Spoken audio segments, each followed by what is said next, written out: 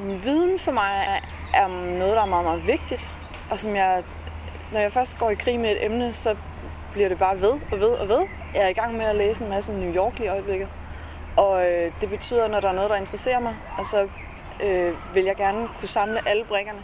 Og det betyder ofte for mig at skulle for eksempel læse 10 bøger om et eller andet, fordi så begynder historierne at væve sig ind i hinanden, og så giver det ligesom sammenhæng til sidst. Bevidstheden, den er for mig at lære at lytte til sig selv. Og hele tiden mærke efter, hvad det er, man har brug for. Fordi det tror jeg ikke, at der er mange, der ikke er særlig gode til. Så bevidstheden for mig er hele tiden at mærke efter, hvad det er, man har lyst til, og gøre, hvad der er godt for sig selv. Jamen, jeg synes, det falder meget naturligt, fordi jeg har en naturlig nysgerrighed. Så når jeg bliver nysgerrig på noget, så det lyder sgu godt nok sådan lidt flabet, men så kan jeg ikke rigtig lade være alligevel. Og så opsøger jeg ny viden. Jeg synes, det kommer meget naturligt.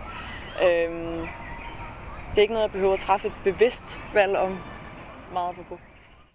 Jeg har læst en bog, der hedder How to be an Explorer of the World, som handler om, hvordan man skal være meget mere opmærksom på alle de ting, man bare passerer i løbet af dagen. Ikke som sådan det er ikke sådan en selvhjælpsnød. Det handler om, at der i virkeligheden gemmer sig rigtig mange ting, man kan gå og blive nysgerrig over, og man kan undre sig over. Bare ved at cykle den tur, man gør til dagligt til at få arbejde, eller hvad man nu gør.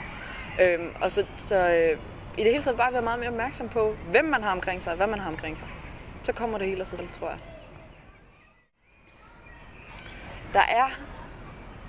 Der er en bog, som faktisk rigtig godt knytter de her to ting sammen, med bevidsthed og viden. Det er sådan umiddelbart sådan en rigtig snusket billig bog, der hedder Bright Shiny Morning, som er skrevet af en mand, der hedder James Frey.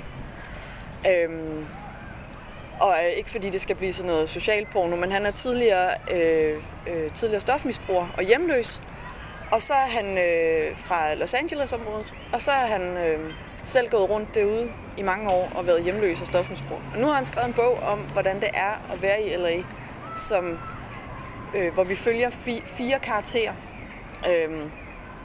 En stor skuespillerstjerne og en hjemløs og en immigrant fra Mexico. Og hvem er den sidste?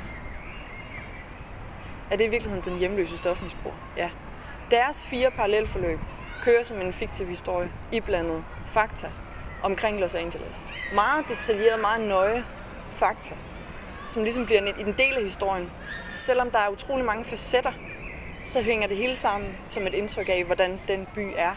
Og det kombinerer på en eller anden måde meget godt min interesse for at have viden om et område, og til også at sætte mig ind i, hvad er det for nogle mennesker, og blive draget af en fiktiv historie. Jo, Me and You and Everyone We Know. Kender du den? Ja, det har jeg set. Ja. Den synes jeg er helt fantastisk. Fordi den handler om spillet mellem mennesker, og fordi den... det lyder så kliché at sidde og sige det her, men den handler lidt om os alle sammen på en eller anden måde. Og den viser også, hvordan man godt kan skrue en historie sammen, der fænger, uden at det behøver at være et eller andet det store scheme med et eller andet, og der sker noget vildt. Og så har hun bare et fantastisk manuskript, den der Miranda July. Jeg er helt pjattet med hende. Altså. Først og fremmest startede jeg den, fordi jeg havde brug for at have en kreativ platform, hvor jeg kunne udtrykke mig, fordi jeg synes, jeg havde så mange idéer, der ikke var plads til andre steder, men som jeg samtidig gerne vil ud med, og gerne vil vise alle andre og se, jeg har dem her, fordi jeg også formoder, at andre kan bruge det, der er derinde til noget. Og det er så i virkeligheden det handler om for mig, når jeg er blevet lidt mere bevidst om, hvad det er, den skal, nemlig at bloggen skal åbne øjne, og den skal være med til at få folk til at tænke, nå ja, gud ja, ej, det kunne man også. Og det er ligesom kodeordet for det. Det er den paraply, jeg prøver at putte alt det ind under, som jeg er inde på bloggen. Altså lige nu handler den jo rigtig meget om street art. Og det gør den også i forvejen, fordi jeg synes, det er sådan en sjov kunstform, og fordi jeg også godt kan lide det der med, så det er helt vildt fedt at gå bare lige pludselig, man fik øje på et eller andet.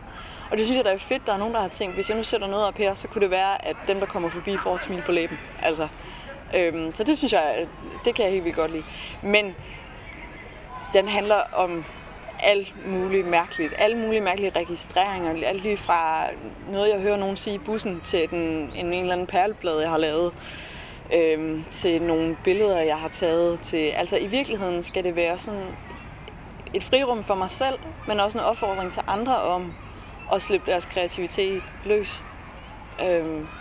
Fordi der er så mange gode idéer derude, og jeg synes, det er synd, de går til spilde ved, at vi lever i sådan et strømlignet samfund, hvor det hele skal gå i retning af karriere og betonvæg. Ja. For sådan skal det ikke være.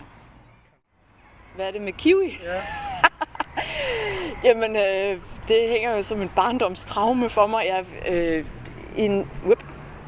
I en tidlig alder sad jeg op ved min søde mormor og sammen med alle mine fætre, og vi fik udleveret et stykke kiwivær, som vi kunne sidde og hygge os med. Og jeg kunne godt mærke, at det begyndte at klø så frygteligt i munden. Og der var jeg ikke gammel nok til at være bevidst om det, men jeg er åbenbart allergisk over for det skidt, hvor det klør af hulen til, og jeg kan slet ikke have det. Men til gengæld kan jeg godt lide så meget andet i den her verden, bare ikke kiwi. Men tusind tak, og held og lykke med din blad. Tak.